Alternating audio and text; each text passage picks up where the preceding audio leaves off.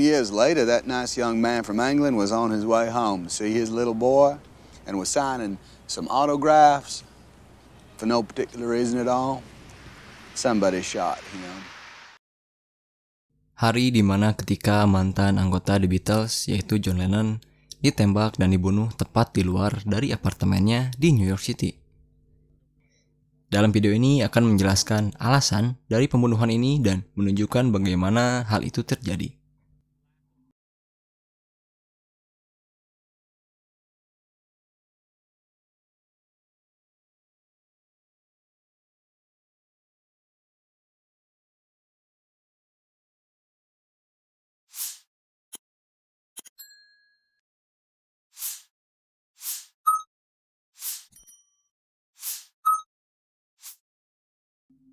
Setelah 10 tahun dia tergabung di band paling terkenal di dunia kala itu, yaitu The Beatles, John Lennon pindah ke Amerika Serikat untuk melanjutkan karir bermusiknya. Dia melanjutkannya sebagai artis independen. Namun, popularitasnya dengan cepat melampaui musiknya sendiri. Hal ini dikarenakan Lennon dianggap aktif menjadi aktivis politik radikal dan kritikus yang gigih mengkritik Presiden Nixon terhadap memulainya perang di Vietnam. Dalam beberapa kasus, John Lennon telah menjadi perhatian serius bagi banyak politisi di Amerika. Hingga tahun 1980 ketika Mark David Chapman menjadi sosok terkenal sebagai orang yang menembak John Lennon. Lalu, mengapa Mark Chapman membunuh Lennon? Seperti dalam kasus yang telah banyak mengulas dan menjelaskan tentang pembunuhan ini, kita akan mengumpulkan potongan-potongan teka-teki tentang sosok pembunuh ini sejak usia dini. Mark Chapman tumbuh dalam sebuah keluarga di mana kekerasan fisik merupakan hal biasa. Ayahnya merupakan seorang sersan staf Angkatan Udara Amerika yang tak segan memukuli ibunya, Chapman. Chapman muda berusaha membelanya, tapi pada saat itu tentu dia tidak cukup kuat. Perasaan tidak berdaya yang merusak mental seorang anak, juga ketakutan dan keraguan diri tetap melekat padanya yang berasal dari masa kecilnya dan remajanya.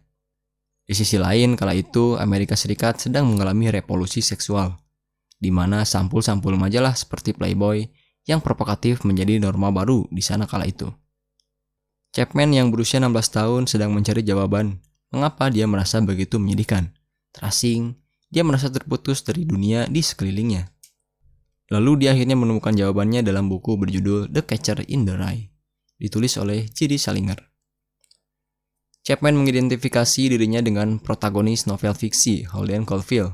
Seperti Holden, dia percaya bahwa itulah akar penyebab masalahnya, di mana dia berada di dunia yang bermusuhan dan itu diciptakan oleh orang-orang dewasa di sekitarnya. Orang-orang tidak jujur dan tidak saling percaya yang hanya memikirkan manfaat dari segala sesuatu saja. Juga manusia yang hanya memikirkan kegembiraan duniawi dan hanya egonya saja. Chapman menganggap hal-hal itu bodoh dan dia membencinya. Seiring bertambahnya usia, Chapman memiliki sosok yang dia idolakan. Hanya ada segelintir orang yang dia kagumi, dan salah satunya adalah John Lennon. Anehnya, pria yang menembak Lennon adalah dia yang selalu menjadi penggemar The Beatles. Ia pernah bercerita kepada teman-temannya bahwa ia sedang bermimpi tentang menjadi John Lennon. Sebuah ide tiba-tiba terlintas di benaknya untuk merubah segalanya. Dia harus menjadi terkenal. Ya, kenapa tidak? Sama seperti John Lennon. Kenapa dia begitu terkenal dan aku bukan siapa-siapa? Chapman bertanya kepada dirinya sendiri. Kemudian dia bergumul dengan teka-teki itu dan sampailah pada titik solusinya ditemukan. Yaitu, untuk menjadi terkenal, dia pikir dia mungkin akan membunuh seseorang yang terkenal. Seperti Paul McCartney, J. Kennedy, Elizabeth Taylor, Ronald Reagan, dan John Lennon. Semua orang ini dianggap oleh Chapman sebagai target potensial untuk menuai popularitasnya. I understand. I've been a Beatles fan since I was a kid, and John was the genius.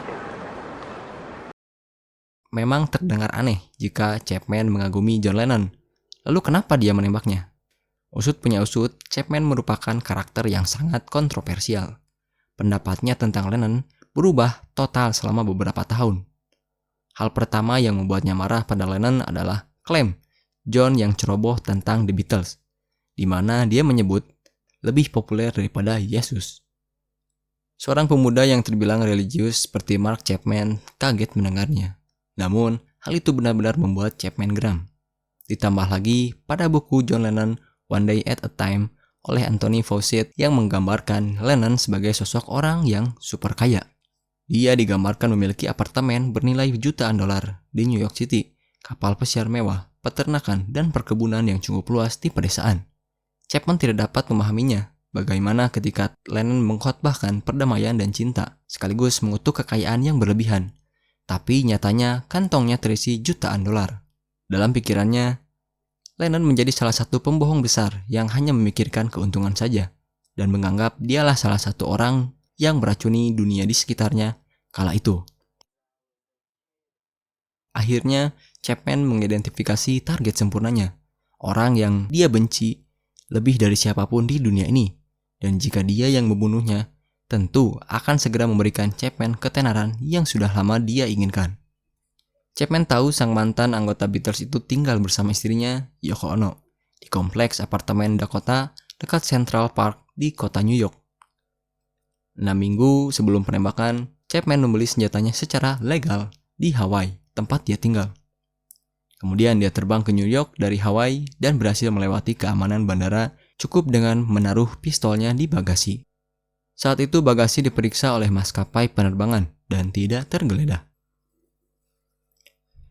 Pada suatu malam bulan Desember yang dingin, Mark David Chapman sedang duduk di lingkungan gedung Dakota.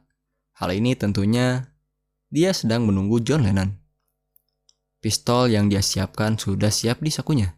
Limusin John menepi di sebelah apartemen. Kemudian Yoko keluar duluan, lalu disusul oleh John Lennon.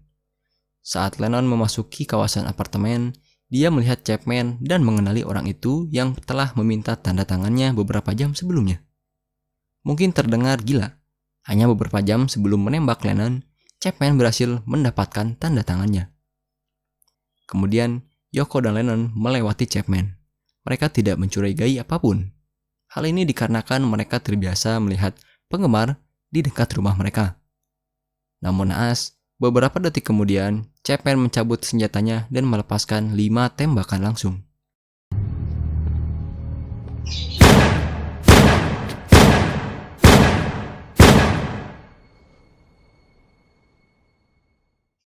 Empat peluru mengenai punggung Lennon dan 1 meleset.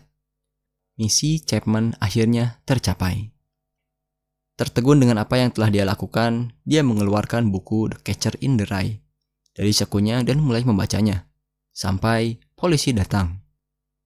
Di sisi lain, John Lennon segera dibawa ke rumah sakit terdekat, di mana dia dinyatakan meninggal beberapa menit setelah tiba di rumah sakit.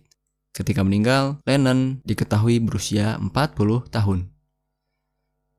Pada tahun 1981, Mark Chapman didakwa melakukan pembunuhan tingkat 2.